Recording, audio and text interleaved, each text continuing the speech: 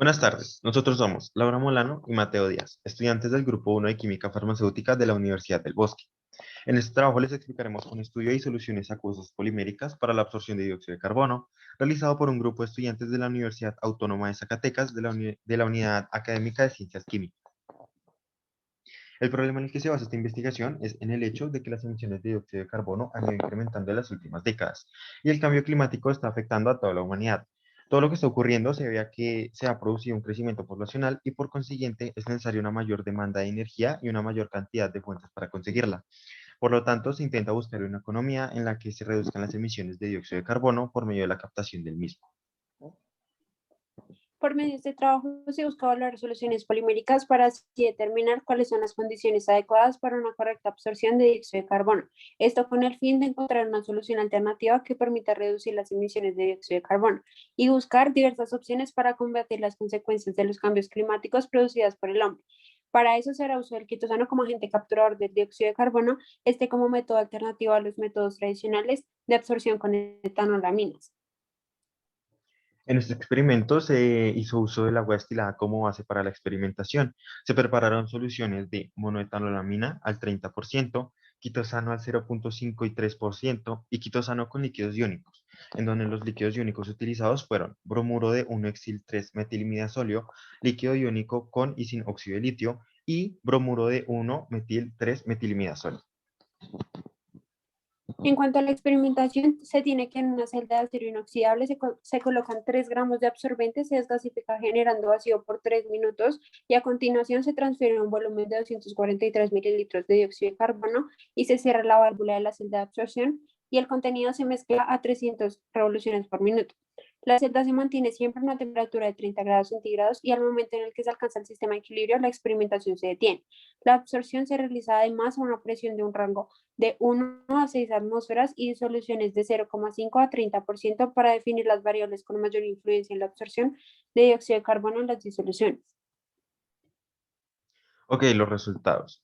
En el experimento realizado para cuantificar la absorción de dióxido de carbono en agua destilada, lo cual se representa a partir de la figura de esta gráfica, se observa que la velocidad de absorción es bastante baja, igual a 3,5. Esto como se esperaba debido a la baja solubilidad del dióxido de carbono.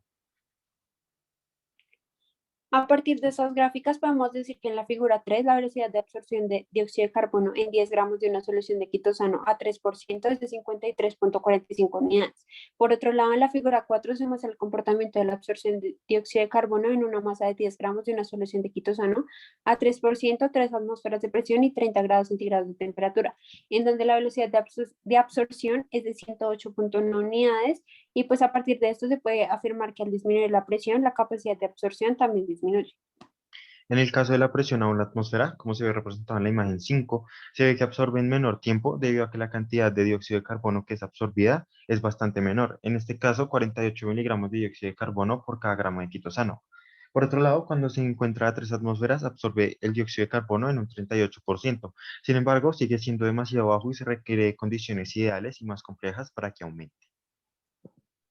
Además de esto, en la figura 5 podemos observar la anterior solución en donde se modifica la presión de 3 atmósferas a 1 atmósfera.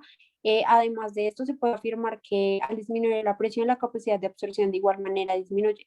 Es por tal motivo que la velocidad de absorción que se obtiene es igual a 58,42 e inferior a la anteriormente obtenida. Por otro lado, la absorción de dióxido de carbono en 10 gramos de una solución de quitosano al 0,5% a una temperatura de 30 grados y 3 atmósferas de presión, como se ve representado en la figura 6, en donde por su parte la velocidad de absorción observada es igual a 1102,3 unidades. Es decir, que al disminuir la viscosidad de la solución de quitosano agregando agua destilada, los resultados obtenidos fueron mejores a comparación de las otras soluciones ya mencionadas. Sin embargo, la velocidad de absorción no se ve favorecida. A partir de las 5 gráficas se logra evidenciar que la solución de quitosano, a pesar de ser evaluada a diferentes presiones, temperaturas y concentraciones, no es lo suficientemente efectiva. En la figura 7 se presenta el comportamiento de la absorción de dióxido de carbono en 10 gramos de una solución de bromuro de 1-exil 3-metilimidasolio a 30 grados de temperatura y una presión de 3 atmósferas en donde la velocidad de absorción es de 6,67 unidades. En este caso se logró una absorción de 13,64 miligramos de dióxido de carbono por cada gramo de 1-hexil 3-metilimida sólido. Esto gracias a la constante disociación ácida del líquido iónico conferido por el anión bromuro, lo cual se debe pues a su nivel de electronegatividad. A partir de la figura 8, que es el comportamiento de la absorción de dióxido de carbono en 10 gramos de una solución de bromuro de 1-etil 3-metilimida sólido, a una temperatura de 30 grados centígrados y 3 atmósferas de presión, se pudo determinar que la velocidad de absorción del dióxido de carbono es de 15,43 unidades, en donde se logró una absorción de 12,66 miligramos de dióxido de carbono por cada gramo de bromuro de 1-hexil 3-metilimida sólido. Es decir, se obtuvo un resultado menor comparado con la del bromuro de 1-hexil 3-metilimida sólido. Esto se debe pues que al aumento de la longitud de las cadenas del alquilo, pues se tiende a aumentar la solubilidad del dióxido de carbono. La velocidad de absorción de dióxido de carbono en 10 gramos de una solución de líquido iónico eutéctico con óxido de litio a una temperatura de 30 grados centígrados y una atmósfera de presión, de acuerdo con la figura 9, es de 20 unidades. Por otro lado, en la figura 10 se representa el comportamiento de la misma solución anterior. Sin embargo, se le incrementa la presión a 3 atmósferas y en este caso la velocidad de absorción del dióxido de carbono es de 10 unidades, dando como resultado que se disminuye el 50% de la velocidad de absorción al modificar su presión. La velocidad de absorción del dióxido de carbono empleando el líquido eutéctico sin óxido de litio es de 14 unidades. A partir de las gráficas se pudo observar que la capacidad de absorción del líquido iónico eutéctico con óxido de litio es de 18 miligramos de dióxido de carbono por cada gramo de líquido iónico a una presión de 3 atmósferas, lo que significa que es 8 unidades mayor a lo que se obtiene a una atmósfera de presión y pues termina siendo 3 unidades mayor que cuando solo se utilizó el líquido iónico eutéctico sin óxido de litio, como se representa en la figura 10. Todo lo anterior se puede atribuir al pH debido a la presencia del óxido de litio. Ok, la absorción del dióxido de carbono en monoetalamina se puede observar que es más eficiente debido a que con solo 3 gramos y en exactamente las mismas condiciones de las diferentes soluciones ya mencionadas, logra absorber hasta 374 miligramos de dióxido de carbono por cada gramo de monoetanolamina, en donde la velocidad de absorción llegó a ser de 561 unidades.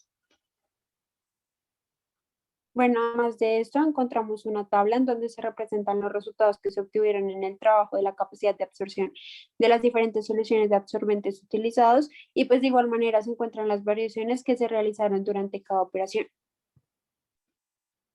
Finalmente, las conclusiones. Encontramos que es posible afirmar que las variaciones de temperatura, presión y concentración son factores influyentes que generan cambios notorios al momento de determinar la capacidad de absorción de cada disolución. Observamos que los líquidos iónicos serán de gran uso en el futuro, puesto que arrojan mayores valores de absorción y desorción. Además, entre más altos sean los valores de la constante de disociación ácida, se logrará que sean más eficientes. Y finalmente, se puede concluir que la monoetanolamina es la más eficiente al momento de absorber dióxido de carbono, puesto que en las mismas condiciones de otras disoluciones, esta presentó una mayor capacidad de absorción. Y las respectivas bibliografías. Muchas gracias. Muchas gracias.